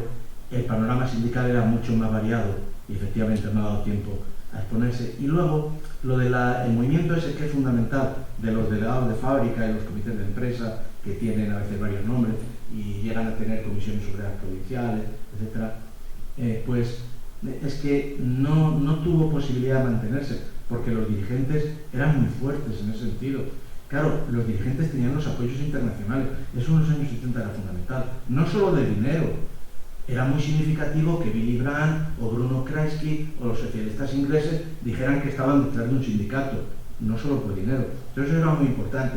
Y claro, cuando la dirección de los sindicatos, en combinación con los partidos políticos hermanos, organizan la coordinadora de organizaciones sindicales en plena transición para trasladar al movimiento sindical el esquema asociativo unitario de la plataforma de socialistas, comunistas, cristianos, etc., pues claro, lo que sucede es que las élites sindicales locales, por ejemplo en Vizcaya, donde eran muy fuertes, rechazan el planteamiento unitario de la COS, de la Coordinadora de Organizaciones Sindicales, que es la que se carga el movimiento de los delegados de fábrica, de estas asociaciones, digamos, permanentes de dirección obrera. Y has planteado más cosas, pero no me acuerdo. Pero sí coincido contigo en que el sindicalismo es la base del movimiento obrero, que el movimiento obrero ya es difícil de utilizar ahora como criterio para juzgar el pasado, aunque en el pasado se emplease esa retórica del movimiento obrero, y que las cosas sí han cambiado mucho, evidentemente, pero el panorama era mucho más amplio. Y claro, ahí también podemos considerar movimiento obrero, hay lo que tú llamas la CECO. En la CECO, claro, se van integrando todos esos izquierdistas que de inspiración nacionalista, o de inspiración asamblearia, o de inspiración trotskista, o de inspiración de tutti quanti de la izquierda, se integran en un sector que se separa de comisiones obreras y que tiene una vida bastante importante aquí, la CECO, efectivamente. ¿Sí? Es que, vamos a ver, el gran desacuerdo que tengo contigo es que tú hagas un continuo histórico de que el movimiento obrero es una entelequia que jamás existe. No, es que nosotros hemos tenido aquí una transición que ha salido como ha salido. Ahora tú puedes decir que no había ninguna posibilidad de que saliera de una forma distinta. Yo te digo, esa sería una discusión, y yo no creo eso. O sea, yo creo que el modelo de transición en el Estado español salió como salió, pero no necesariamente tenía que salir así. Pero movimiento obrero, entendido como clase obrera, otra cosa es, claro, si ya me discutes que la clase obrera ha existido, ahora es más difícil saber lo que es la clase obrera, pero que la clase obrera ha existido por lo menos hasta, diciendo en términos de movilización, hasta el fin del franquismo, hombre, no es hablar de épica. El movimiento obrero existía aquí, igual que el movimiento vecinal, que todavía algo hemos tenido en Romo, existía. Los movimientos han existido y luego van degradándose, etcétera, etcétera. Claro, es que si no, da la pinta de que te cargas absolutamente todo de lo que podía haber sido de otra forma distinta, y que para cualquiera que sea racional no puede haber un sindicalismo distinto al que hay en Alemania y en no sé qué. No es verdad. Aquí podíamos haber hecho un sindicalismo distinto. Y la gente que dices que se mete en la CECO, esa gente era obrera, esa gente estaba, no, claro, esa gente donde se mete es en los partidos políticos, en el MK, en la LFR, en el EKI, en lo que quieras, pero esa gente no eran paracaidistas, todo lo contrario. Precisamente lo que hace ese movimiento obrero es nutrirse de un tipo de vanguardia sindical genuina que estaba en las fábricas y que le podía disputar eso al burócrata que venía de Comisiones Obreras de Madrid o de donde fuera. O sea, es que da una pinta como de degradación del movimiento obrero lo que dices, y yo no lo comparto. No, sí, estamos de acuerdo. El único desacuerdo, de lo que dices estoy de acuerdo. Si habláramos media hora, pues coincidíamos casi en todo, porque desgraciadamente compartimos la misma generación y que no somos jóvenes, y compartimos eso, que esa es la visión que une. Pues nadie se separa de la visión de su escuela. Lo que sí yo como historiador no puedo no aceptar, que sí, teóricamente se puede aceptar, lo que no puedo plantear es una cosa que no ha existido. La posibilidad de para el historiador no existe. Existe para el que escribe un ensayo, pero el historiador que maneja documentos es solo lo que ha existido. Por lo tanto, no es que se niegue que no pudiera haber habido otra cosa, no pudiera haber habido otro sindicalismo, otro modelo de transición, no. El historiador cuenta con lo que se ha producido. Pero no pensaba yo, me voy pesaroso porque yo, entrando en un terreno de broma, yo que he sido intelectual orgánico de un sindicato, pues tú me has demostrado que he sido una especie de infiltrado. Entonces, no quería yo transmitir eso, sino simplemente, sí, yo estoy muy convencido que desde que empiezan en los años 70 las deslocalizaciones en Lorena, de la siderometalurgia, la minería, siguiendo por los gobiernos de Reagan, de Margaret Thatcher, de la derrota de la huelga de transportes y del carbón con Thatcher en el 88, de los largos gobiernos conservadores en Estados Unidos y en Australia, que es un país muy importante, y en Canadá, pues claro, ya no queda lo que nosotros llamamos movimiento, pero no queda. Quedan sindicatos, queda otra cosa, pero no quedan unos objetivos, unas organizaciones políticas, no queda. Y el historiador lo que constata es eso, que no hay. Pero yo siento de veras lo que me dices, que haya tratado de mostrar eso, no porque no lo pienso así, pero sí noto que ha habido un tipo de cambios que, claro, los sindicatos son otra cosa de los años 70 o 70, claro. ¿Alguna pregunta más?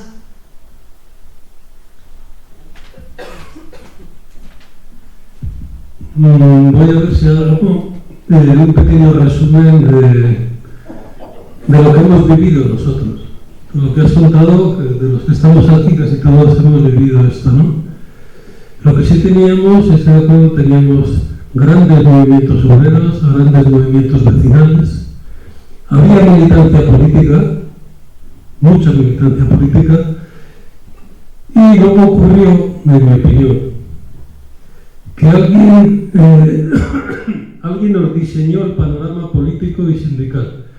Alemania nos diseñó el panorama político, y un partido como el Partido Socialista o la UGT, que no tenía ni militantes ni afiliados, llegó a las elecciones y consiguieron todos los votos, ¿no?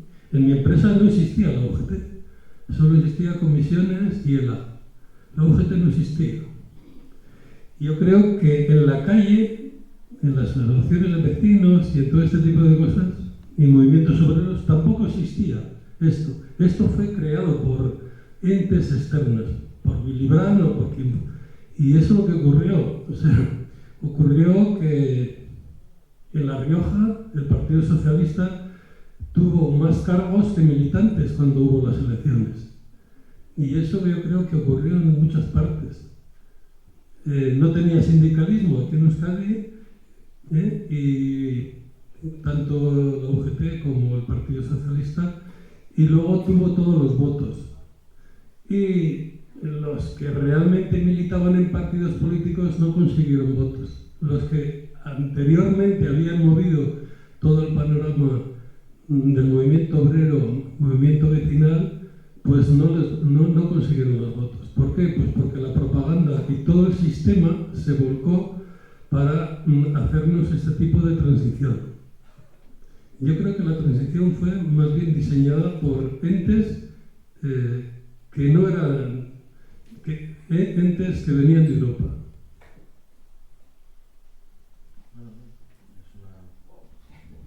Es una forma de verlo, no es que son formas de verlo.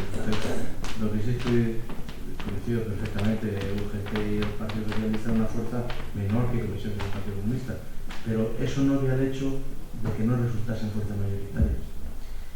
La existencia de unas organizaciones supranacionales o personajes supranacionales que deciden y tal, sería útil que existieran, pero no funciona así. No funciona así. O sea, sería muy útil que existiera un Consejo de Sabios Mundial que decidiera que hay la paz en Ucrania y que las rentas salariales deben subir y que hay que establecer un gran mecanismo. Pero el mundo no funciona así. No existe eso. Eso sencillamente no existe. Es un buen deseo de que existiera, pero no hay entidades con capacidad tan fuerte como para determinar lo que es, por ejemplo, un país que se autodetermina el año 77-78. Esa fuerza es superior al otro. Esa fuerza es muy superior a los Estados Unidos. Es muy superior a los Estados Unidos. O sea, no existe eso. Las cosas salen como salen y lo que hay que hacer es aclarar por qué ha sido así. No añorar cómo podría haber sido. Ese es un buen deseo. Pero todos lo tenemos, porque me vais a permitir una confesión amable. Había un grupo de compañeros míos en la Universidad de Salamanca, digamos que éramos unos 10, que éramos próximos a UGT y al Partido Socialista. Yo tenía tanta fuerza en UGT, que era tan pequeña, que dije yo, delante del rector voy yo como representante. Y iba. Éramos 4 gatos. Amigo, cuando ganó las elecciones en el año 82 y fueron a Salamanca Salvador Clotas y no sé qué más a presentar la revista Leviatán, verías ahí a todos los profesores de humanidades intentando acercarse al dueño de la revista Leviatán y de una editorial de la Fundación Pablo Iglesias que tenía la capacidad de publicar sus cosas. Y cambió radicalmente el asunto. Entonces, los 8 o 10 que éramos simpatizantes de UGT y del PSOE y que éramos objeto de chanza amable, porque entonces había un sentimiento de compenetración política de la gente que había sido la oposición franquista, que era muy amable y que ha desaparecido. Ahora ha desaparecido, pero aquel entonces no. Y pasamos de la chanza a ser considerado gente respetable. Pero el asunto es explicar por qué se produce eso en la Universidad de Salamanca, por qué se produce eso en Logroño y por qué la oposición no logra en las sucesivas huelgas generales del año 76 lograr la caída del gobierno. Logra solo, que es muy importante, y en ese sentido, aprovechando ahora para quitar un poco el hierro ese. Claro, los sindicatos son la única fuerza social, política, cultural, etc., que impone la ruptura. que logra deshacer las instituciones franquistas. No hay un trasvase de parte de la organización sindical vertical a los nuevos sindicatos. No. Los sindicatos escogen las sedes y el Estado le da los fondos esos acumulados. Pero no hay nada parecido a una UCD que recoge los restos políticos del franquismo y los transforma y tal. No hay nada de eso. La organización sindical vertical, a partir de los decretos del gobierno Suárez, de legalización de las reuniones, de la asociación, de la huelga, etcétera, simplemente se desploma, desaparece. Hay ruptura. Por lo tanto, es una victoria de los sindicatos que condiciona la posibilidad de la transición. Condiciona la posibilidad. Sin esa ruptura sindical, que se hace tardía porque es en el año 77, poco antes de las elecciones, pero es una ruptura real. Sin esa ruptura no hubiera habido la otra. Hubiéramos deseado todos, yo el primero, ser primer ministro del nuevo sistema, pero no era posible. Entonces, es la ruptura sindical la que posibilita una transición como la que se hizo. Perfectible, posiblemente, pero el historiador solo atiende a lo que se pudo hacer. Y lo que se pudo hacer es lo que se pudo hacer. No es lo que uno u otro sector hubiera deseado hacer. Es así. Eso se puede acompañar de una sensación de fracaso generacional, de una sensación de frustración, pero es así. Tienes razón, pero es así. Hola, si nos ceñimos a Vizcaya solamente, no vamos a entrar más, por mi parte por lo menos, cuando he oído que la UGT en Vizcaya no tenía militantes, quiero decir que yo era uno de ellos.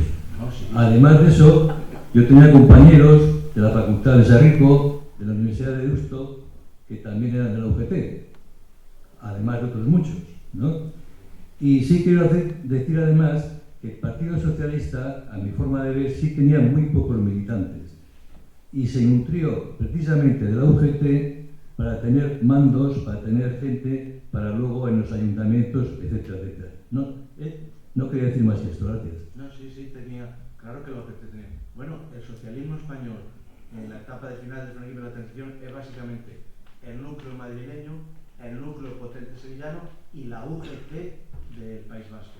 De tal manera que en las elecciones constituyentes del año 77, los comunistas mismos estaban muy contentos, los comunistas, el PC, estaban muy contentos del logro histórico de aquellas elecciones que permitían que Camacho se sentase con Carrillo, pero también con López Albizu, con Nicolás Redondo, es decir, con los socialistas vizcaínos. Eso fue entendido por los trabajadores de la época como una victoria, no fue entendido como una derrota.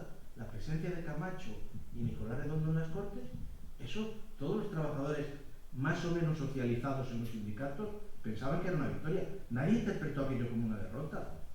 Interpretó que no se había sacado la mayoría, pero que la clase obrera como tal clase, sus sindicatos, sus partidos, habían impuesto el modelo que querían. La reconciliación nacional de los comunistas, la democracia social de los socialistas, y eso representaban las Cortes del año 77. Nadie tuvo esa consideración de frustración que ha aparecido mucho después, no es de la época. Y el historiador también trata de reconstruir lo que es el ambiente de la época, no los sucesos. Eso no fue en ese sentido una derrota. Sí hay una cierta frustración después de las grandes movilizaciones, en las primeras elecciones sindicales, ya establecida la Constitución Democrática que consagraba los derechos que afectaban a los sindicatos. Sí hay una sensación de frustración en las elecciones del 78 y en las del 80, que era similar a la política, un cierto, se llamó entonces, ¿cómo se llamaba? No descontento, sino Desencanto. El desencanto. Sí, había un desencanto, pero ojo, porque el desencanto en los sindicatos, según el informe FOESA de esos años, y según varias encuestas, aparte del informe FOESA, era un informe de los militantes y sobre todo de los cuadros y de los dirigentes, pero no de la base obrera. La base obrera era mucho menos radical que los cuadros y que los dirigentes. Y la base obrera sí tenía una sensación de cierta euforia. Eso según el informe FOESA, que según encuestas validadas en ese sentido. Si hay desencanto, claro.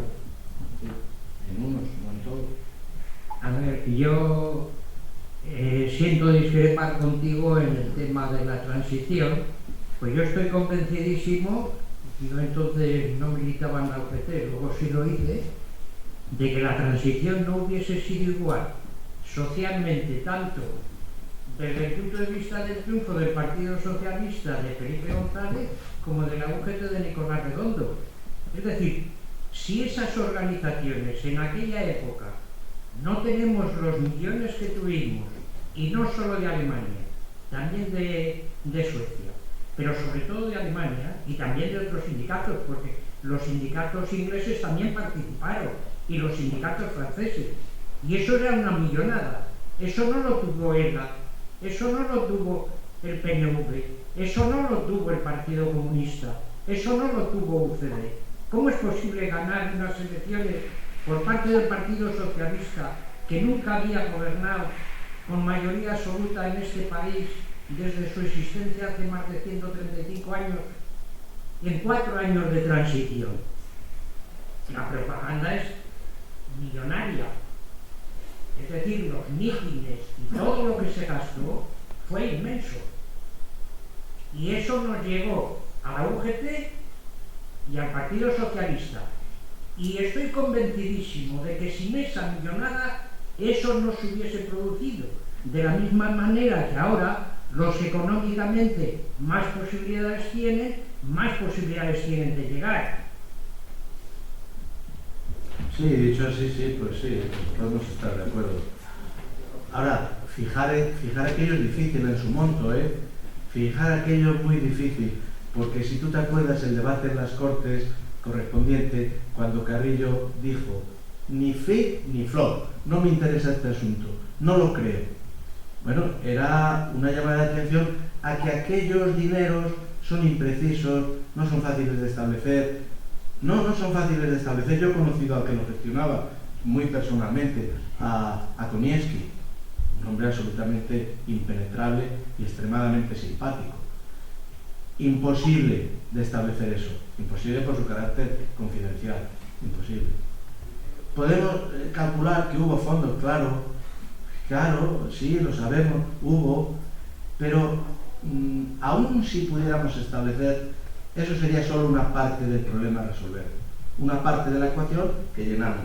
Pero el por qué se ganan unas elecciones del año 77, la evaluación de la memoria histórica, la evaluación por qué los españoles votaron al Partido Socialista, si no era ya el mismo de la República, que era el que habían conocido las generaciones mayores, si lo votaron justo porque era nuevo y porque era distinto. Es decir, son unos problemas de tal envergadura que la cuestión de los fondos y los apoyos internacionales es una parte del problema, no explica el problema, es una parte, llenas un hueco, y eso ya será además imposible de llenar. Yo me acuerdo haber ido a los archivos centrales de UGT cuando era un sótano como esta sala, lleno de cajas, todas amontonadas. Evidentemente han pasado muchos años. En aquel entonces había cajas hasta de la PSV, quien recuerde, porque el asunto turbio de construcción de viviendas estaban allí. Todas las cuestiones que luego aparecieron con perfiles penales de UGT estaban allí sin haber sido vistas. Cuando en cualquier régimen político se produce un periodo, o un régimen sindical, o cualquier organización, un periodo lento de cambio, las fuentes archivísticas comprometidas tienden a desaparecer. Contrariamente a lo que se piensa, solo se mantienen las fuentes archivísticas en los grandes desastres. Hay un golpe de Estado en Portugal, la policía política no tiene tiempo de deshacer las fuentes, está pensando en escapar, el gobierno lo mismo, y los archivos quedan. Cuando un tren lleva los archivos de las SS y un bombardeo lo aísla, el gobierno los militares americanos lo pueden coger. Si hay tiempo para elaborar esa documentación, desaparece. Y de lo que dices tú, nunca se podrá establecer la cuantía. Es más, de cosas más elementales ya no se puede establecer la cuantía. Por ejemplo, el problema de la vivienda, que era tan importante en el caso de Vizcaya, con la inmigración y demás, no podemos establecer qué hizo la obra sindical del hogar, en términos reales, porque el año 77 el gobierno mandó a unas unidades de archivos con material para destruir documentos que destruyó la documentación de la mayoría de la organización vertical y del movimiento. No sabemos quiénes eran los miembros del movimiento en Barcelona, por ejemplo. No lo sabremos nunca. Nunca lo sabremos. Por lo tanto, difícil de establecer eso, y con el tiempo que ha pasado, sobre los aspectos que sean ilegales, imposible. Olvídate. Bueno, no tenemos tiempo para más, así que nos van a echar de un momento a otro. Muchísimas gracias por la conferencia, Tomás. 3 cositas. Primero, la próxima conferencia será el 9 de octubre, que tendrá una estructura un poquito diferente, porque en principio habrá una proyección del cortometraje de...